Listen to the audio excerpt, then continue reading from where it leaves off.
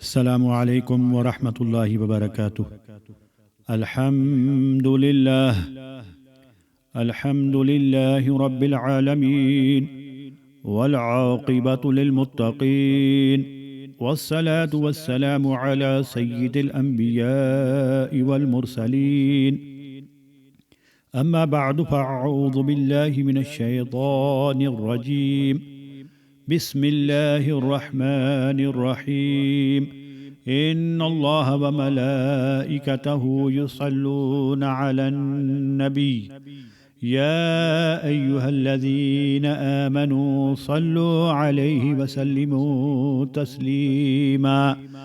اللہم صل علی سیدنا ومولانا محمد معدن الجود والکرم وآلہ وبارک وسلم صلاة وسلاما علیک یا سیدی یا رسول اللہ صلی اللہ علیہ وسلم۔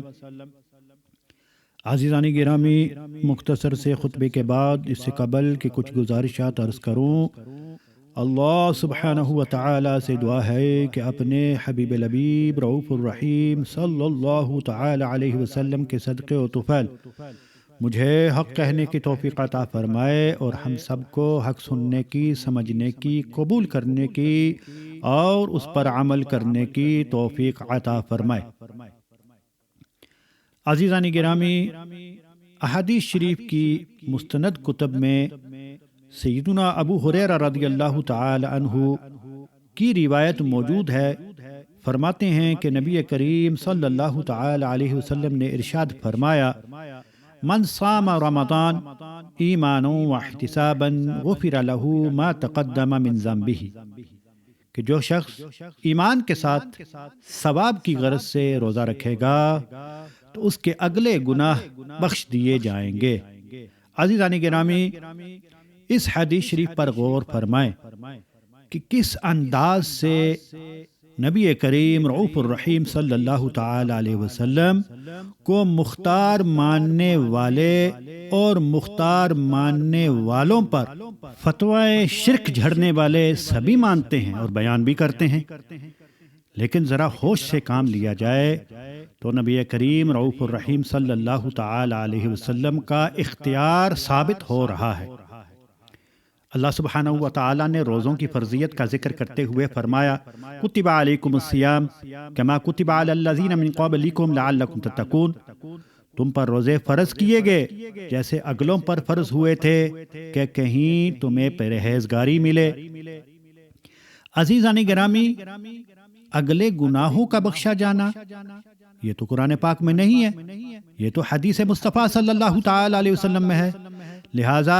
ماننا پڑے گا کہ ہمارے نبی پاک صاحب لولاک صلی اللہ تعالی علیہ وسلم مختار کل ہیں۔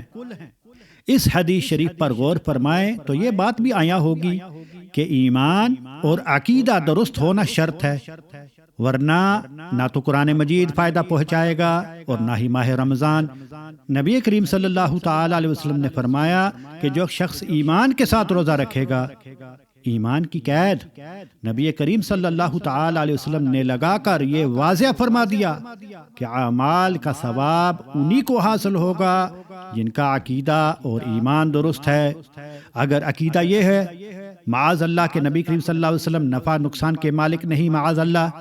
یا رسول کے چاہنے سے کچھ نہیں ہوتا، معاذ اللہ، رسول کو اپنا بھی علم نہیں کہ قیامت کو ان کے ساتھ کیا ہوگا، یا رسول مر کر مٹی میں ملنے والے ہیں، معاذ اللہ،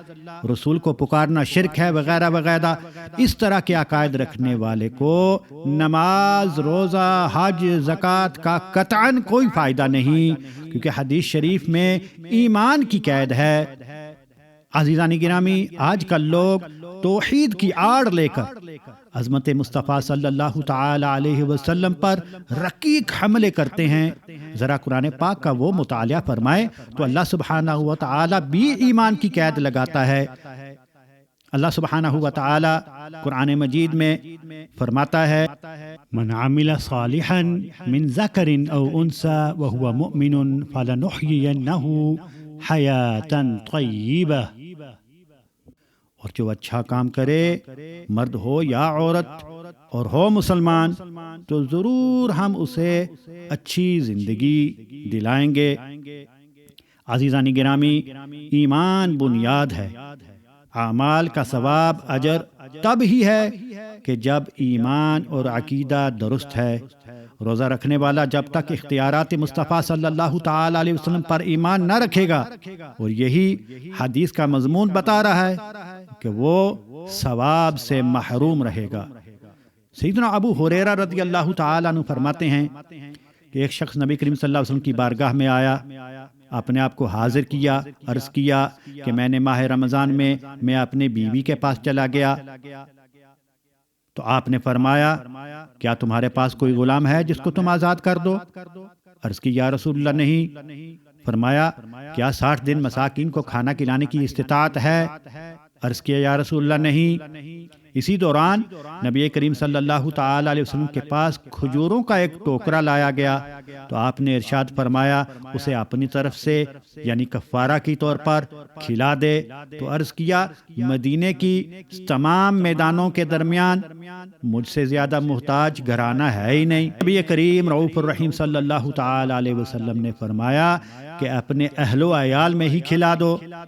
عزیزان گرامی، ہمارے امام اعلیٰ حضرت عظیم البرکت امام اہل سنت مجدد دین و ملت دنیائے اسلام کے عظیم امام الشاہ امام احمد رضا خان رضی اللہ تعالی عنہ نے قرآن و حدیث کی روشنی میں ہی فرمایا کہ روتی آنکھ ہنساتے یہ ہیں، ڈوبی ناؤ تراتے یہ ہیں، جلتی آگ بجھاتے یہ ہیں، چھوٹی نبضیں چلاتے یہ ہیں، رب ہے معطی یہ ہیں قاسم، رزق اس کا ہے کھلاتے یہ ہیں، اس کی بخشش ان کا صدقہ دیتا وہ ہے، دلاتے یہ ہیں، انا اعطیناک الکوثر، ساری کثرت پاتے یہ ہیں۔ عزیزان گرامی، اس حدیث شریف سے یہ بھی معلوم ہوا کہ صحابہ کرام رضوان اللہ تعالی عنہم اجمعین کو جب کوئی بھی مشکل درپیش آتی تو وہ محبوب پاک صلی اللہ تعالی علیہ وسلم کے در اقدس پر حاضری دیتے۔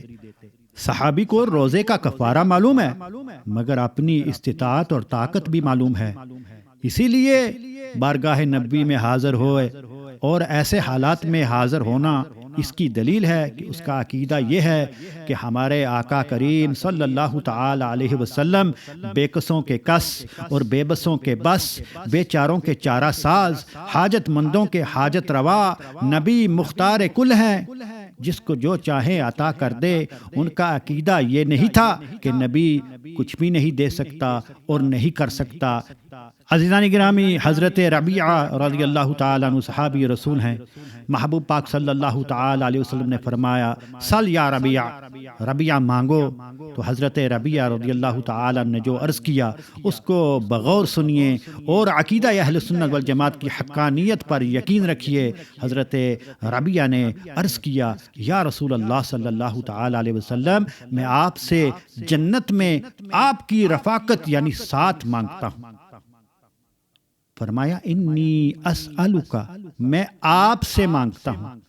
کتنا پیارا عقیدہ ہے، لیکن آج کے وہابیوں، دیوبندیوں، تبلیغیوں اور صلح کلیوں کے نزدیک یہ شرک ہے۔ بتاؤ صحابہ کرام رضوان اللہ تعالی علیہم اجمعین کے عقائد بھی جن کے نزدیک شرک ہوں، بھلا وہ بھی کوئی مسلک ہے؟ ہمارے امام اعلیٰ حضرت عظیم البرکت رضی اللہ تعالی عنہ نے کوئی نیا عقیدہ پیش نہیں کیا، بلکہ وہی عقائد پیش کیے اور ساری زندگی انہی عقائد کی اشاعت فرمائی کہ جو خلفائے راشدین، صحابہ کرام، اہل بیت کرام علیہم الرضوان کے عقائد ہیں۔ اس لیے اعلیٰ حضرت امام اہل سنت فرماتے ہیں کہ وہی رب ہے جس نے تجھ کو ہمتن کرم بنایا، ہمیں بھیک مانگنے کو تیرا آستا بتایا، تجھے حمد ہے خدایا، تجھے حمد ہے خدایا، تمہیں حاکم برایا، تمہیں قاسم عطایا، تمہیں دافع بلایا، تمہیں شافع خطایا،